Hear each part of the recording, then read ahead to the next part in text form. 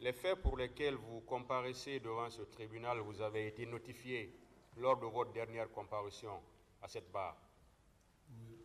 Et vous aviez, à la question de savoir si vous les reconnaissiez, vous avez dit non. Est-ce que c'est ça? Oui. Vous avez alors la parole pour expliquer au tribunal ce qui s'est passé dans cette affaire. Merci, Monsieur le Président. Merci, Asseyeur. Et je remercie le Président de la République, le colonel Doumbouya, d'avoir accéléré la situation du 28 septembre là. C'est important parce que c'était un tampon qui a touché certaines personnes auxquelles ils ne méritent même pas. Voilà, merci très bien.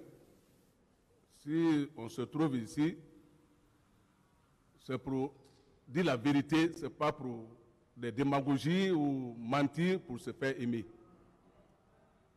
Tout ce que moi je connais concernant la situation du 28 septembre, d'abord, le jour J, c'est-à-dire le 28 septembre, très tôt le matin, moi j'avais déjà une mission du président de la République, c'est-à-dire le président d'Addis, pour aller traquer certaines bandits, disons des militaires qui se sont accaparés de certaines pick-up au niveau de la présidence. Ils ont fui avec certains pick-up, donc il fallait aller les arrêter. Donc, très tôt le matin, moi j'ai quitté la présidence pour aller derrière eux avec certains de mes hommes. Presque à 6 heures et quelques, j'étais déjà entre Mania et Koya. Dans le côté droit de, on dit, Brigadi. C'est là où ils sont allés s'installer. Mais avant qu'on arrive là-bas, c'était trop tard. Ça trouvait qu'ils ont déjà quitté le lieu. On a vu leurs traces, tout. J'ai dit d'accord, j'ai demandé à la population qui était à côté, ils ont dit que nous on avait vu certains militaires ici hier nuit, mais nous on ne pouvait rien les dire parce que c'est des hommes qui sont armés. J'ai dit effectivement, moi je suis venu derrière eux comme ça, mais comme ils ne sont pas là, j'ai laissé mes contacts là-bas, j'ai dit bon, en cas où vous voyez un militaire avec des objets, vous m'appelez. Donc j'ai fait le retour pour venir à la présidence. Presque c'était maintenant vers 9h et quelques. Donc, en venant, j'ai passé Kagbele, Semanteri, Anko 5 Bambeto, non, Koza, de Koza à Bambeto. À Bambeto, maintenant, j'ai tourné pour aller au camp.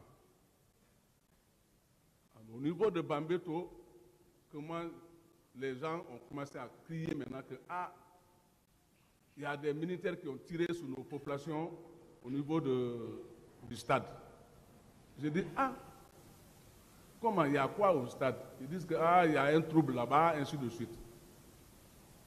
J'ai garé mon véhicule, je les ai donné des conseils. J'ai dit bon, écoutez, ce que vous allez faire, au lieu de mettre des cailloux sur la route, allez vous asseoir à côté de vos boutiques. Ainsi, quiconque viendra ici, vous nous faites signe.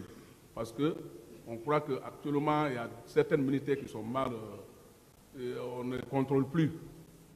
Donc moi, ma mission, c'est de les traquer. Après, j'ai continué au camp, je suis parti. J'ai trouvé le président, il était dans son bureau. Je lui ai expliqué ma mission. Il dit d'accord, merci très bien, mais il avait un peu de sommeil. Quand je lui ai parlé, j'ai continué chez moi, au bureau. Bon, en partant au bureau, ça murmurait, les militaires maintenant, il y a certains qui parlaient que nous on a eu des renseignements, que certains de nos collègues sont partis au niveau du stade, et donc ils ont fait le trouble là-bas au stade. J'ai dit, mais qui les a donné la mission pour partir au stade? Parce que moi, on n'a pas un programme pour le stade.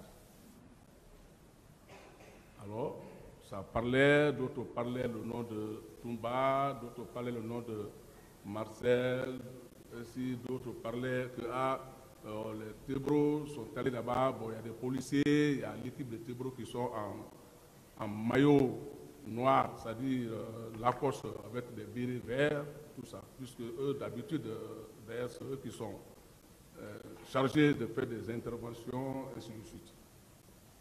Donc, moi, je suis parti au bureau. J'ai appelé mes chefs de groupe. J'ai dit, faites, on va faire un contrôle d'abord en place, si nos hommes sont en place. Puisque moi, mon bâtiment fait face, ça y est, à côté du bâtiment du commandant Toumba. Donc, j'ai contrôlé mes hommes qui étaient au piquet, c'est-à-dire le groupement des militaires qu'on laisse en place. Donc, ils étaient en place. J'ai dit, d'accord, Dieu merci. J'ai dit, maintenant, ceux qui ne sont pas là, vous allez faire des enquêtes autour de ça.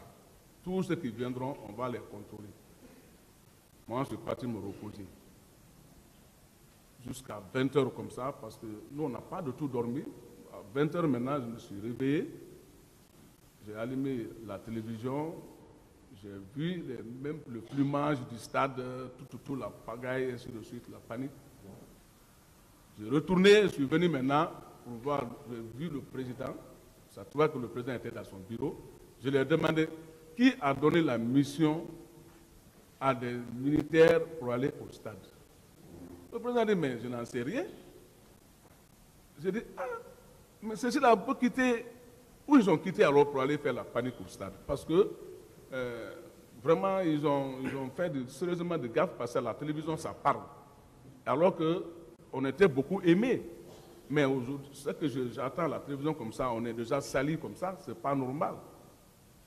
Donc moi, le travail que moi j'ai fait dans ce pouvoir-là, donc c'est devenu dans l'eau comme ça, les gens ont allé gâter notre travail. Cela veut dire que le pouvoir est gâté comme ça. C'est moi-même qui le disais ça maintenant. J'ai dit d'accord, moi je vais mettre mes enquêtes. Quiconque j'apprendra qu'ils ont été au stade, je vais les mettre tous aux arrêts, sans commandement. Je suis parti au bureau. Comme ça murmurait, j'ai dit d'accord. J'ai demandé à mes groupes, j'ai dit on va préparer un groupe de combat. Tous nos collègues qui sont partis là-bas, on les arrête. Si on ne les arrête pas à l'heure là, demain nous serons tous salis. Donc il faut qu'on mette main sur les gens qui sont partis au stade et que nous soyons les premiers à les faire déclarer. Ça va nous donner la force. Mais le temps aussi, la façon que nous on vivait dans ce régiment, franchement, ceux qui ont les parents dans l'armée, vous pouvez les demander comment on vivait là-bas, ce n'était pas ça. Il y avait certains de nos collègues qui n'étaient pas sous les ordres. Donc chacun se méfiait l'un à l'autre. Puisque chacun était armé. Bon. Alors, quelques jours après, je suis venu. Comme ça murmurait beaucoup, j'ai dit, bon, moi je ne peux pas rester assis comme ça en tant que... Bien que je suis le ministre chargé de la sécurité présidentielle, mais je ne commande plus tout le monde. Je ne commande pas tout le monde là-bas, parce qu'il y a certaines, ils ne respectent pas mon commandement. Peut-être quand le président les parle, ils vont l'écouter. Mais moi, quand je les parle, peut-être soit un peu qu'on fait la violence. Donc, nous, pour que les gens disent que voilà, le ministre de la sécurité présidentielle, ce n'est pas ça. Chacun était sous ses gardes. Mais comme ils ont parlé trop de mon élève Toumba, j'ai dit d'accord. Lui, d'abord, je vais commencer par lui, je vais chercher à l'arrêter. Ainsi, tous ses camarades qui l'ont suivi jusqu'au stade, on va les arrêter tous. Donc, je suis venu voir le président pour une troisième fois, c'est ce sens-là que Toumba était venu, on était tous dans la chambre du président. Il y avait des témoins, il y a un qui est mort, paix à son âme, le colonel Korka, et il y a Mandiou, je crois qu'il est l'attaché au Maroc là-bas, qui était il était à la transmission. Je les ai pris comme témoins. J'ai dit, vous êtes là, vous êtes témoins. J'ai dit, actuellement, ce que j'ai appris, moi, je ne peux pas me coucher, je ne peux pas dormir. Les gens qui ont fait le trouble là au stade, forcément, il faut qu'on les arrête. Je dis donc vous serez témoin. Je dis, j'ai expliqué maintenant au président. Je dis, ça commence d'abord par votre aide de camp. Je dois mettre main sur lui. Ainsi, les autres là, on va les poursuivre après. Bon, mais quelques minutes, quand je en ce moment, je parlais avec le président, plus les deux témoins. J'étais avec moi aussi un de mes hommes, des chefs de groupe. Actuellement, il est colonel Guilavogi. Il était avec moi. Parce que moi, tout ce que je dois faire, je dois avoir un témoin à côté. J'ai dit, allons-y aujourd'hui, on va parler la franche vérité au président parce que son aide de camp est dans la situation. Il faut qu'on l'arrête aujourd'hui. Mais, quand on est venu, je lui ai dit que bon, voilà, il est venu, je dois l'arrêter. Il a commencé à pleurer là-bas, tout ça là.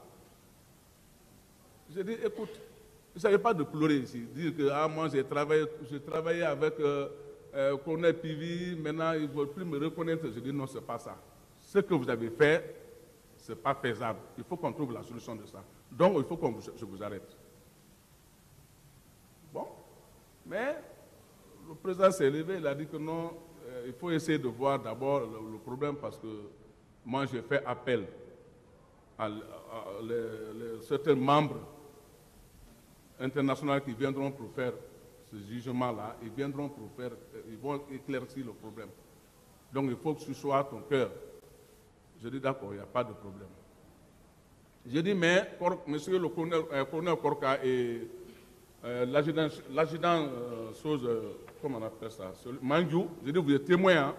Après, j'ai craqué la porte, je suis sorti. Je suis parti chez moi. En sortant, j'ai demandé à certains militaires qui étaient au salon, j'ai dit, chacun se prépare, hein? Chacun va expliquer ce qu'il a fait au stade du 28 septembre. Parce que chacun de nous a son parent là-bas. Ce n'est pas seulement une seule personne qui est partie au stade, chacun a son parent. Moi, j'ai des neveux qui sont peuls. J'ai ma grande soeur qui a fait des enfants à des messieurs peuls. Et moi-même, l'un de mes chauffeurs est peul, mais certains de mes gardes-corps sont peuls.